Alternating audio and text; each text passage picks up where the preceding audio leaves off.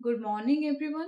सो आज मु नेकी आसी आउ गोटे most requested video that is all the details about a computer teacher in ओएवीएस।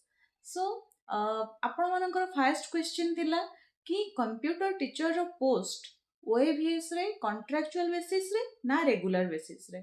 तो आपण एटा सियोर रुहंतु कि एटा होची रेगुलर पोस्ट, एटा कॉन्ट्रैक्चुअल आगुरु थिला किंतु एबे आउ नाही, एबे एटा रेगुलराइजेशन हेई सारिछि।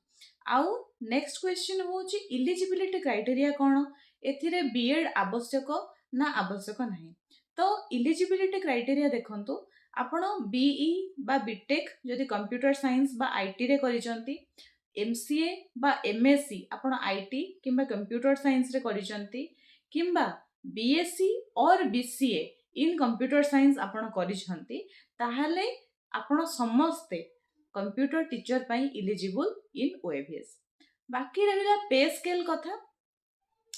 ओएवीएस रे कंप्यूटर टीचर जेहेतु टीजीटी हेई नाहंती सेमाने, तेणु करी तांकर पे स्केल टीजीटी मानक ठारू गोटे grade pay come, that is तांकर होची 4200 ग्रेड पे, व्हेरएज टीजीटी मानकर होची 4600 ग्रेड पे। तो तांकर सैलरी स्ट्रक्चर वगैरह कौन केमिति आमे वर्तमान देखिबा। देखो तांकर जेहेतु होची 4200 ग्रेड पे, तो 4200 ग्रेड पे रे तांकर फास्ट तांकर मिलिबो बेसिक पे होची जोटा 35400, आउ सेही अनुसार तांकर डीए रहिबो, देन एचआरए भी रहिबो, आउ बाकी डिडक्शंस जहा थिबो सेटा भी रहिबो। तो आमर जेमती 35400 रो तापरे आमर 60% आमे तार काढिबा जोटा कि तार डीए, देन बेसिक पे जेत्ती की थिबो तार 4% एचआरए तांको मिलिबो। एक्चुअली जो एचआरए टा एटा भ्यारी भी करे, जेमते कि वर्तमान जो गाइडलाइन सब आसी जाइछि से रिगार्डिंग आमर जदि रूरल एरिया रे पोस्टिंग रहुछि ताहले हेटा 4%, आउ जदि टिके आउ टिके सेमी अर्बन ने ताहले 8%, फुल्ली अर्बन 12%, एमती भाबरे भी आमर एचआरए रहुछि।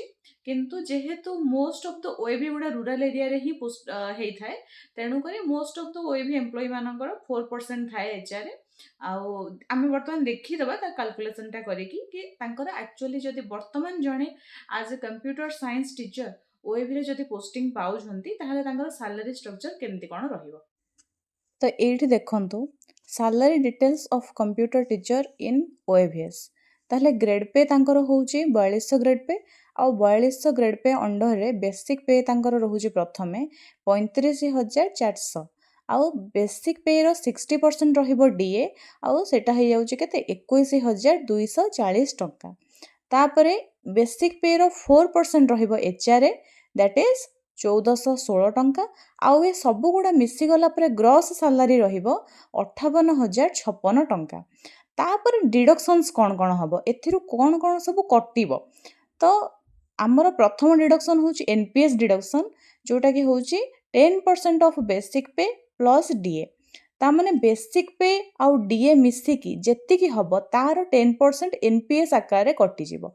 तो बेसिक पे आउ डीए मिसी की होची एठी केते 56640 टंका, आउ तार 10% होची 5664 टंका। एटा आपनकर एनपीएस अमाउंट कटिबो। देन जॉइनिंग परे हमर गोटे ग्रुप इंश्योरेंस स्कीम थाए, तो सेथिरे केवल जॉइनिंग परे 10 मास ही 2000 टंका लेखा दबाको पड़े, नेक्स्ट ईयर ठारू दबाको पड़े नाही। तो ए जो जीआईएस अमाउंट आपण आमर रहिबो 2000 टंका। तो टोटल डिडक्शंस एठी हे गला 7664 टंका। ताहले नेट आपणकर केतिकी आसीबो इन हैंड सैलरी, नेट पे रहिबो जेतिकी ग्रॉस रहिची सेथिरु आमे डिडक्शन गुडा को माइनस कर दबा, जेतिकी रहिला सेतिकी रहिबो हमर नेट पे। तो ग्रॉस होची 58056 टंका, देन डिडक्शंस रहिबो 7664 टंका। तो नेट पे हमर रहि जिवो 50392 टंका। तो ये आम सैलरी देखीदे कि ओएवीएस रे as a computer teacher join कले तांकर सैलरी केमिति रहुची, आउ क्वालिफिकेशंस कौन कौन।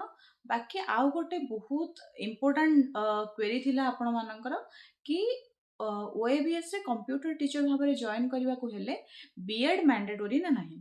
तो बीएड एक्चुअली रे मैंडेटोरी नुहे, किंतु प्रमोशन पाई जेतेबेले आपण पीजीटी पाई जदि अप्लाई करिवे ताहले बीएड हेले सेटा बेटर हबो। तो बीएड प्रमोशन पाई बीएड निहाती दरकार, किंतु कंप्यूटर साइंस कंप्यूटर टीचर हिसाब रे ओएवी रे जॉइन करिया पई बीएड आवश्यक नाही। ଆଉ ଯଦି ଆପଣମାନଙ୍କର କୌଣସି ସବଜେକ୍ଟ ରିଲେଟେଡ୍ ବା ପୋଷ୍ଟ ରିଲେଟେଡ୍ ବା ସାଲାରୀ ରିଲେଟେଡ୍ ଯେକୌଣସି ଆପଣଙ୍କର ଯଦି ଡାଉଟ୍ସ ରହିଛି ତାହେଲେ ମୋତେ କମେଣ୍ଟ ସେକ୍ସନରେ ଲେଖିକି ଜଣାନ୍ତୁ। ମୁଁ ଚେଷ୍ଟା କରିବି ବହୁତ ଶୀଘ୍ର ଆପଣମାନଙ୍କର ସବୁ କ୍ୱେଶ୍ଚିନ୍ର ଆନ୍ସର୍ ଦେବା ପାଇଁ। Thank you.